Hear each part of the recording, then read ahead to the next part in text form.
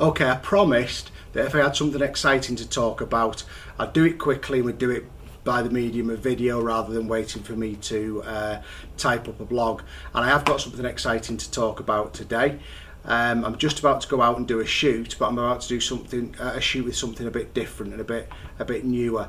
One of the big advantages and one of the big privileges of being an Elinchrom ambassador is that I get to play with kit first. So I just wanted to share with you something I've been waiting for, and I know many people have, the new Elinchrom ELB1200. Now anybody that's worked with me knows that I'm a big fan of the ELB400s, and this in essence is the big brother. It's the same sort of thing, just with a lot more oomph, but some really clever cool features. Right, so I've mentioned that I'm a user of the ELB400 anyway. For those that don't know what it is, that's an ELB400. It's a battery pack, or a battery pack powered lighting system that Elinchrom made. Now the first thing that surprised me when I got the chance to compare them is in this very scientific test, that's only about double the weight. It's not very heavy at all, I suppose is what I'm trying to say. It's a little bit taller, as you can see, and it's about twice as thick. Now that's a penalty in weight that I'm prepared to take for 4 times the power. Twice as big, 4 times more powerful. It seems a good deal to me. They both have an A and a B channel, but what's interesting about the new ELB1200 is that it's not automatically an asymmetric pack.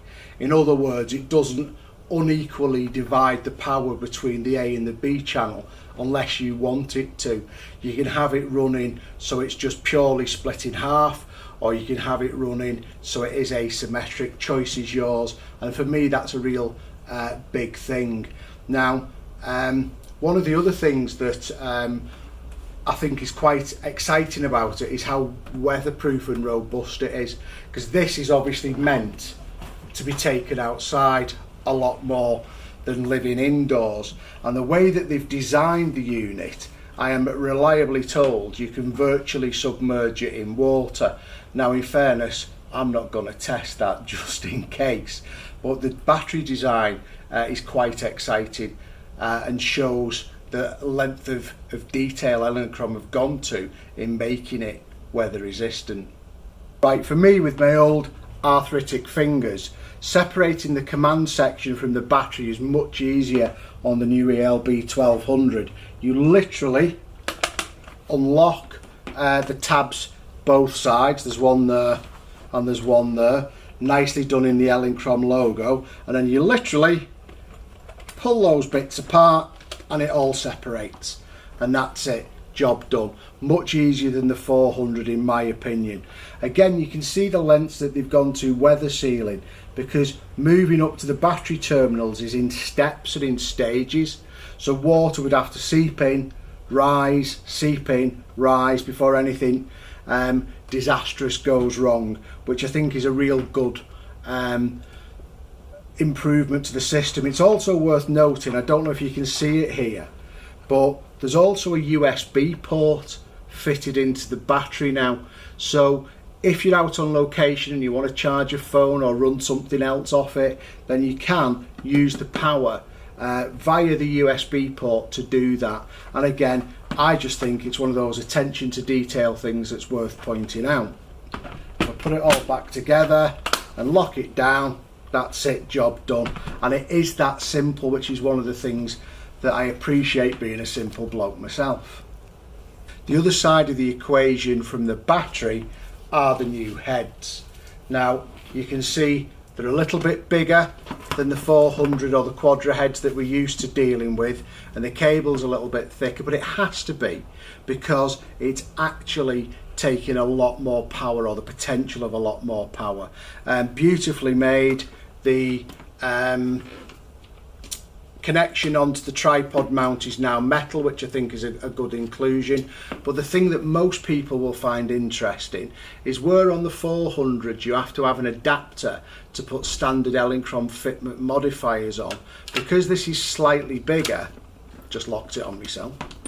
Because this is slightly bigger, you can see that it's actually the Elinchrom modifier fitting, which is, it really just makes life a little bit easier, and I'm all for making my life a little bit easier.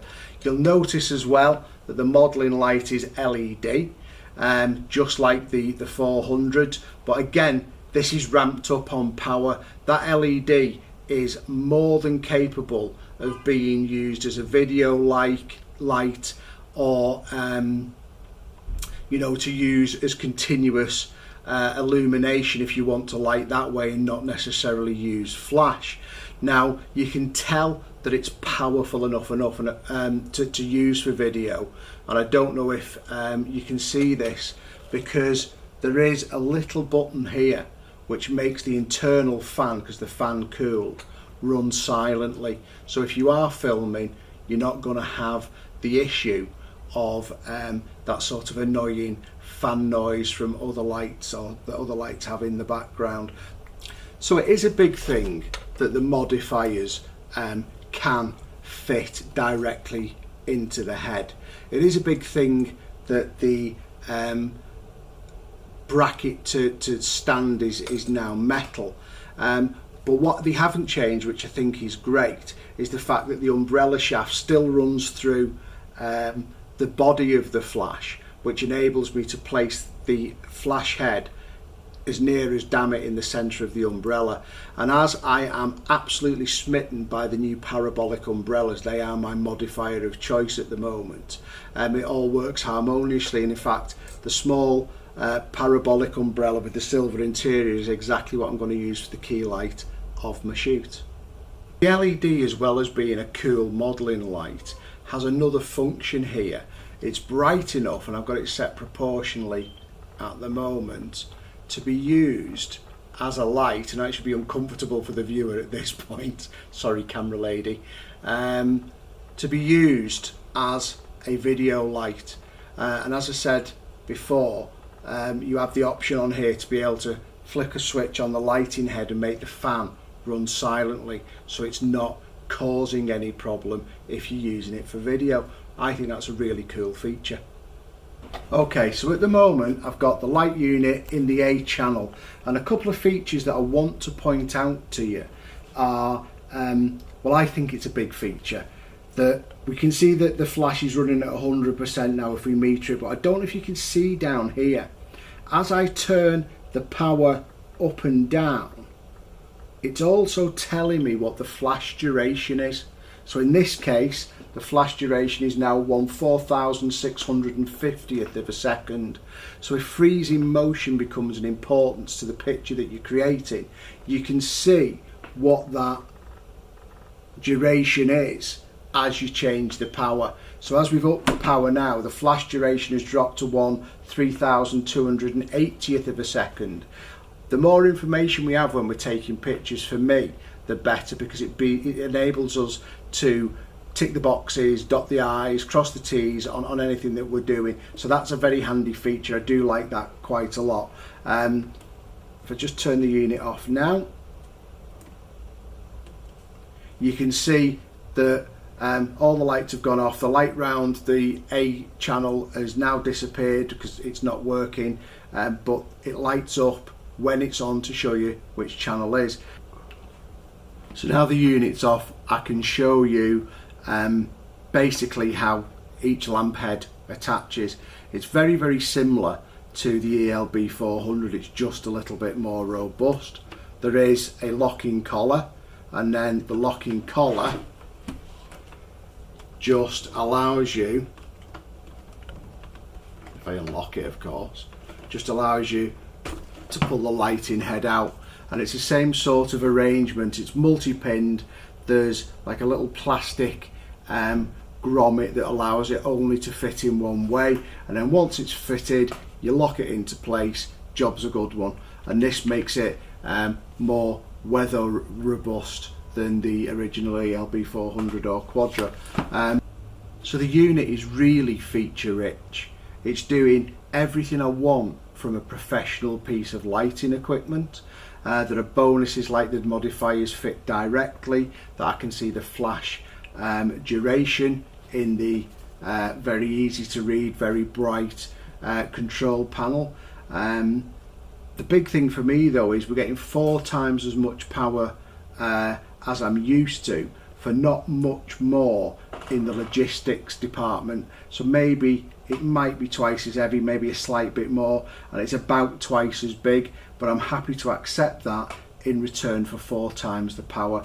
This may be the light for all seasons, a light that can work in the studio for you and do anything that you need it to do, and equally work outside for you and do everything you need it to do in an outdoor location. Lovely piece of kit this. If you get the opportunity to try it or see it, by all means my recommendation would be do so. I think you'll be as impressed as I've been.